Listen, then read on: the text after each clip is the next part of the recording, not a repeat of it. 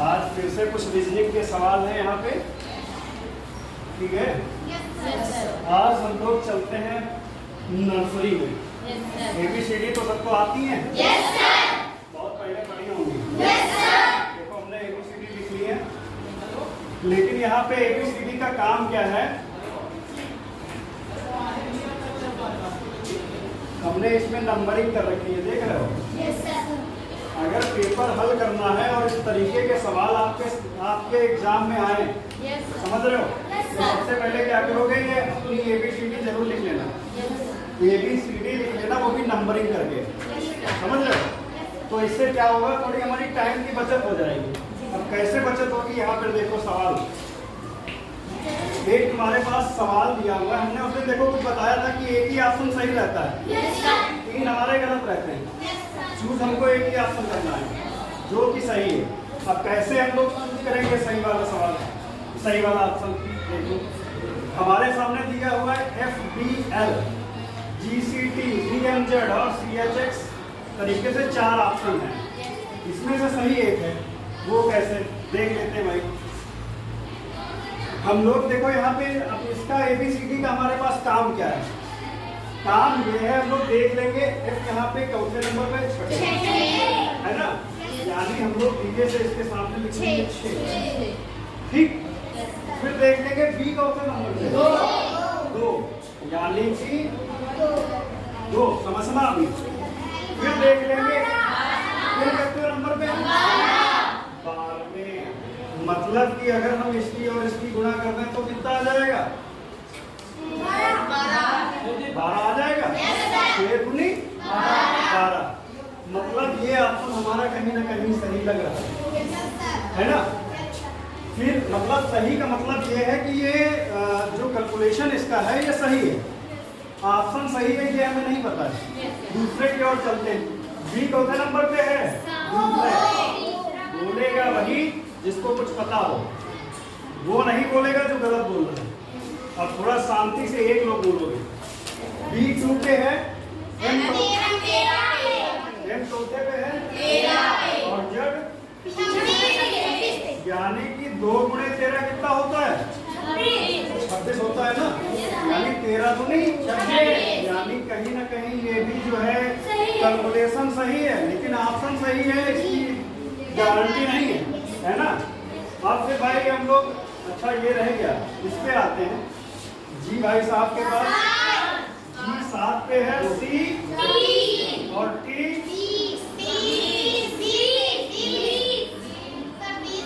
20 पे है, ठीक है। यानी कि 7 यहाँ कितना होता है, तो यानी कि ये कहीं ना कहीं जो है ऑप्शन कैलकुलेशन इसका गड़बड़ा रहा है भाई, है ना। अब हम लोग CHX को भी चेक कर लेते हैं। C चौथे नंबर पे है और H 8वें और X तुम्हारा है 24वें नंबर पे, यानी कि अगर हम इसकी गुणा कर दें तो 24 आएगा।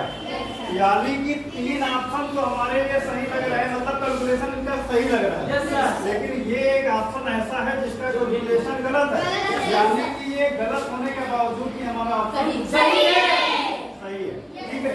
ऐसे ही ये तुम्हारा दूसरा दिया हुआ है, दूसरा सवाल दिया हुआ है RFP, NJD, VFP और KHC। अब हम लोग फिर से वही कर देंगे। R चौथे नंबर पे 18 और F 6 और T 20 है 20।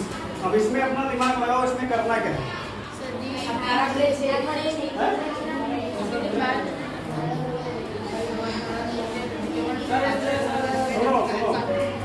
सुनो पहले लिख ले रहे। अभी इसमें थोड़ा कंफ्यूजन हो रही है ना, अभी कंफ्यूजन क्लियर हो रही है। अभी हम इसमें कुछ कंफ्यूज हो रहे हैं कि हम इसमें कौन सा तरीका लगाए, नहीं समझ में आ रहा है। आगे चलते हैं। M चौथे नंबर पे है, 14वें नंबर पे है, ये तुम्हारा 10 पे है ना, और D 4। देखो यहाँ पे कुछ ना कुछ फार्मूला यूज हो रहा है। 14 से अगर हम 10 घटा दें तो कितना आ जाएगा, 4 आ जाएगा। यानी ये यहाँ से फार्मूला, यानी कि यहाँ पे घटाना सिस्टम शुरू हो रहा है, मतलब 14 से 10 घटा देंगे तो 4 आएगा। चौथे नंबर पर D है, ठीक है। एक में अप्लाई हो गया, दूसरे में देख लेते हैं। B चौथे नंबर पे है, 22 22 चौथे नंबर पे है। और 22 से अगर हम लोग 6 घटा देंगे तो बचेगा तुम्हारा, जल्दी बताओ, 16। 22 से अगर 6 घटाएंगे तो कितना बचेगा? 16। और 16 हमारा चौथे नंबर पे है भाई, 3। यानी कि ये हमारा ऑप्शन ये भी सही लग रहा है ना। जो हमने घटाया इसको 22 से 6 घटाया और 16 आया, और 16 पे हमने देखा P है और यहाँ पर भी मतलब ये ऑप्शन चौथे की ओर चलते हैं। KHC के हमारा चौथे नंबर पे है 11 H हमारा चौथे नंबर पे है 8 और 11 में से अगर हम 8 घटा देंगे तो भाई कितना बचेगा? 3 बचेगा। और तीसरे नंबर पे क्या है? यहाँ पर भी तीसरे नंबर पे क्या है? मतलब ये ऑप्शन भी हमारा सही है। और ये जो साहब बैठे हैं गड़बड़ कर रहे हैं, मतलब किसी भी रूल को ये फॉलो नहीं कर रहे हैं, समझ रहे हो? मतलब ये अपने मन से चल रहे हैं, ये अपनी झोंके जा रहे हैं, कोई मतलब ना है, कोई रूल नहीं, कोई रेगुलेशन नहीं। और समझ रहे हो? तो मतलब अगर भाई रूल रेगुलेशन नहीं फॉलो करोगे तो कहीं ना कहीं गड़बड़ होगा ही होगा।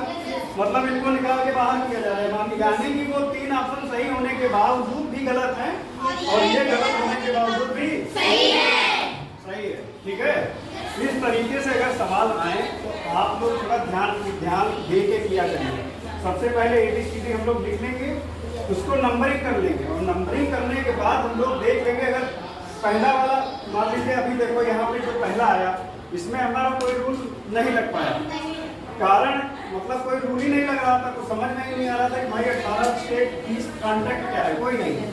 फिर हमने क्या किया, दूसरे को हमने नंबरिंग कर लिया और दूसरे में देखो लग रहा है तुरंत फार्मूला लग गया, मतलब यहाँ पे घटाया जा रहा है। 14 से 10 को घटाया तो 4 आया और चौथे पे D। ऐसे यहाँ पर भी है, ठीक है, ऐसे यहाँ पर भी है। 3 में अगर लग रहा है मतलब चौथे वाला नहीं फॉलो कर रहा है, मतलब गलत है। समझ आ गया? ठीक है। ये हम लोग जो हम लोग तैयारी कर रहे हैं, किस चीज की तैयारी कर रहे हैं? जो तुम्हारी अभी आय आधारित परीक्षा होनी है, आय आधारित वाली, उसी से रिलेटेड क्वेश्चन आएंगे। ठीक है, ये तो नहीं आएंगे लेकिन इसी टाइप के आएंगे। ABCD हो सकता है B की जगह पे D रखा हो या मतलब तरीका बदला हो, लेकिन आएंगे ऐसे ही सवाल, है ना। ये प्रैक्टिस सेट तुम्हारा वन है, रीजनिंग मेंटल एबिलिटी का तुम्हारा मानसिक योग्यता आधारित वाला है ये। ठीक है, तो यहाँ पे देखो फिर से हमारे पास 4 ऑप्शन है, इसमें से फिर से एक सही है और इसमें एक नई ट्रिक, समझ रहे हो?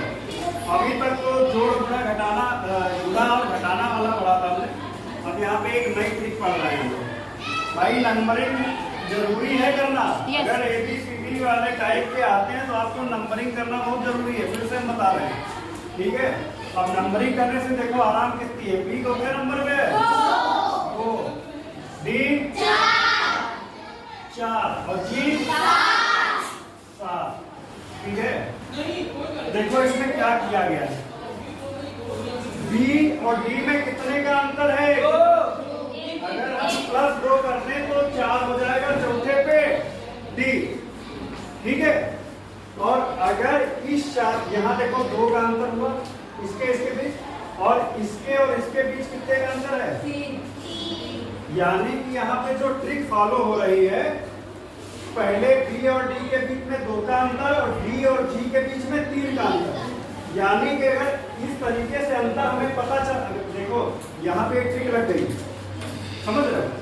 अगर ये चीजें सारे ऑप्शन फॉलो कर रहे हैं तब तो जो है 3 सही होंगे, 1 गलत। 3 ऐसे ऑप्शन होंगे जो ट्रिक फॉलो कर रहे होंगे, मतलब नियम के अनुसार चल रहे होंगे, और 1 बेजामा होंगे जो नए नियम फॉलो कर रहे होंगे। समझ रहे हो? क्यों देखो तुम्हारा चौथे नंबर पे है, 17 पे है, S चौथे पे है 19। यानी कि 17 में जब 2 जोड़ा तो 19 हुआ। अब 19 में जब 3 जोड़ेंगे तो कितना हो जाएगा? 22। और 22 पे कौन सी चीज है? यानी कि ये फॉलो कर रहा है? आर चौथे में है 18 और टी तुम्हारा चौथे में है, यानी 18 + 2 कितना हो गया? 18 + 2 20, 18 + 2 20 और 20 में जब 3 जोड़ेंगे तो कितना हो जाएगा? 23 और 23 पे हमारा होना चाहिए तो यानी W भाई है, तो यहाँ पे यानी ये भी सही है, ठीक, यानी कि ये नियम को फॉलो कर रहा है। अब देखो ये दुष्ट आत्मा यहाँ पे बैठी, सी चौथे नंबर पे है 3 और एफ चौथे नंबर पे है, देखो जो कहा तो पूरा कोई नियम नहीं फॉलो करेगा, जो सीधे 3 और 3 में यहाँ 3 जोड़े तो सीधे 6 कर देंगे, यानी वो बगैर नियम के चल रहा है। और भाई अगर 6 में अगर हम लोग अगर इस नियम से हम लोग चलते तो 6 में 3 और जोड़ते तो यहाँ पे हो जाता 9 और 9 जब हो जाता तो यहाँ पे होना था I और जबकि यहाँ पे क्या है जो कि नियम को फॉलो नहीं कर रहा है, यानी कि ये 3 ऑप्शन सही होते हुए भी क्या है? ये ऑप्शन हमारा सही है, ठीक है। एक ये नया नियम मतलब नहीं ठीक है, ये मतलब अगर क्वेश्चन आए तो ये भी करके हमें देख लेना है, ठीक है। अब ये देखो एक ये सवाल दिया हुआ है 18,126, 17,119, 16,114 और 19,133, समझ रहे हो? अब इसमें हमें क्या करना है, उस दिन हमने एक सवाल इस तरीके का बताया था तो वो दूसरे तरीके का था, अब ये यहाँ पे थोड़ा दूसरे तरीके का है। अब देख लेंगे 18,126 में क्या मिल रहा है, कुछ ऐसा है जो मिल रहा है। सबसे बड़ी बात यह है कि कभी कभी ऐसा होता है कि वर्ग कर देता है, जैसे मान लीजिए 12,144 यहाँ लिखा होता तो 12 बराइम कितना होता है? 144 होता है, यानी कि 12 का वर्ग हो जाता है यहाँ पे। तो ऐसे ही अगर 3 ऑप्शन 12 का वर्ग फॉलो करते, मतलब ऐसे ही 3 ऑप्शन अगर वर्ग का रूल फॉलो करते तो वो 3 सही होते, लेकिन यहाँ पे वर्ग नहीं है, 18 का वर्ग 126 नहीं होता है। अब अगर 126 नहीं होता है तो हम लोग ये देख लेंगे क्या 18 के पहाड़े में 126 आता है? जी सर। 18 के पहाड़े में अगर 126 आता है तो 18 कितनी बार? 7 बार गुणा करेंगे तो 126 आएगा, यानी यहाँ पे गुणे 7 हो गया, यानी कि यहाँ पे गुणा 7 हो गया। अभी हमारे नियम का कोई पता नहीं है कि ये सही ही है, अगर सारे फॉलो कर रहे हैं तब तो ये सही है, वरना हो सकता है ये गलत हो। भाई 17 और 119 है, क्या 17 के पहाड़े में 119 आता है? 17 30 119, यानी कि अब तो हमें पता है कि ये ट्रिक, यानी अब हमें ये कंफर्म हो गया कि हाँ ये ट्रिक हम जो लगाए चल रहे हैं, सही चल रहे हैं, है ना। 16 के पहाड़े में क्या 114 आता है? नहीं आता है। 16 को अगर 7 बार गुणा करेंगे तो 112 आता है, लेकिन यहाँ पे क्या है, यानी कि ये राजा बाबू समझ। चौथे में 19 और 133, 19 के पहाड़े में 133 आता है, लेकिन याद रखना अगर 7 पहले में 7 वाला सिस्टम चल रहा है तो 7 ही से होना चाहिए, यानी कि यहाँ भी 7 ही से जब गुणा 19 30 133 है, यानी कि 7 यहाँ 7 यहाँ 7 यहाँ, सिस्टम एक ही चलना चाहिए। अगर गुणा 7 से कर रहे हैं तो मतलब हर ऑप्शन में 7 ही से गुणा करके देखेंगे। अब ये नहीं किसी में 7 से करना है, किसी में 9 से करना है, ये नहीं चलेगा, समझ रहे हो। अब ये चचा जो है गड़बड़ कर रहे हैं आप, यानी कि ये सही होते हुए क्या है? गलत है, गलत है ये, और ये हमारा सही है, ठीक है। एक ट्रिक तुम्हारी ये है, समझ आ गया? ठीक है, ओके। देखो अब ये हमारे पास एक नए तरीके का सवाल है ना, ये मानसिक योग्यता का एक नया सवाल है यहाँ पे। अब देखो क्या दिया हुआ है, 5 1 1 6 1 7 3 2 8 9 4 2 9 7 0 8। भाई यहाँ पे थोड़ा दिमाग लगाने वाली बात यह है कि अगर हम 5 में 1 जोड़ दें तो 6 ये 1 गड़बड़ हो जाएगा। 5 को अगर हम 1 के साथ गुणा भी करें तब भी 6 से कोई मतलब नहीं है, यानी 51 56 17 32 और 89 42 और 97 08 में अभी दिमाग कंफ्यूजन में चल रहा है। तो हम लोग ऐसा करते हैं इन सारी संख्याओं को जोड़ के देख लेते हैं। 5 1 7 6 13। समझ रहे हो? यानी हमने इसको कर लिया प्लस। 5 1 6 6 1 7 6 13 7 1 1 7 1 8 और 3 11 और 2 15 7 3 10 3 13। अब 4 2 6 और 9 6 15 15 8 23। ठीक है, अब यहाँ पे आ जाते हैं। 8 7 15 और 15 में अगर हम 9 जोड़ देंगे तो क्या हो जाएगा? 24। अब तुम लोग यहाँ पे कंफ्यूज हो गए कि सारा 13 13 दिख रहा है और वहाँ पे 23 24 दिख रहा है, मतलब अब इसमें रूल फॉलो नहीं हो रहा है। लेकिन ऐसा नहीं है, यहाँ पे रूल से फॉलो हो रहा है। अब वो रूल क्या फॉलो हो रहा है, इसमें फिर एक चचा गड़बड़ करे बैठे हैं। ठीक है, अब इसमें एक क्या हो रहा है कि तुम्हें 3 संख्याएं ऐसी हैं जो विषम दिख रही हैं। 3 संख्याएं विषम दिख रही हैं और क्या है? सम। तो यानी सम की वजह से ये सवाल जो है हमारा क्या हो गया है? समझ रहे हो? सोचना ये 3 भाई 13 वाले मकान का है ना, कुछ नहीं।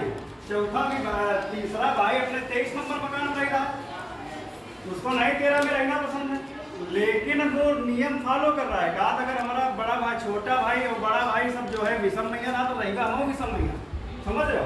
लेकिन उसने अपनी संख्या बदल दी, 23 हो गया, 25 हो गया, 27 हो गया। वो अपने विषम सिस्टम में रहना चाह रहा है, लेकिन अपने मकान बदल ली मकान संख्या। लेकिन ये चचा क्या करें, ये सम करने लगे। समझ रहे हो? तो इसलिए वो क्या हो गया, अलग हो गए। समझ रहे हो? तो यानी कि वो सिस्टम हमारा सही हो गया और ये ठीक है। फिर अब तुमको इस टाइप के सवाल मिलेंगे।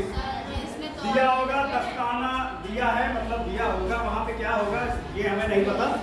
जो हमारे सामने यहाँ पे दस्ताना है, मोजा है, तौलिया है, टोपी है। ऐसे सवालों को समझने के लिए सबसे अच्छा तरीका है, तुमको 3 चीजें ऐसी दिखेंगी जो लगेगा कि ये हमारे मतलब सेम यूज की है। समझ रहे हो? हालांकि ऐसा नहीं है, तौलिया हम लोग यूज करते हैं, नहीं यूज, दस्ताना भी यूज करते हैं, मोजा भी यूज करते हैं, तौलिया भी यूज करते हैं और टोपी भी यूज करते हैं, है ना? अब समझो क्या है। हाँ, क्या बताया तुम लोगों ने?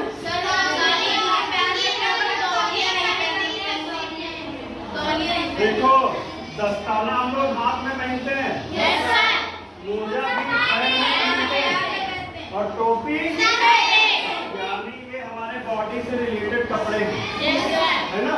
और तौलिया कोई आदमी परमानेंट तो बांधे घूमना नहीं होना है, बाजार ही जा रहा तो तौलिया बांधे जाएगा, है ना? लेकिन ये ऐसी चीजें हैं कि हम परमानेंट चाहे तो परमानेंट बाजार जाना हो, घर में बैठ सका तो पहन के रखना है।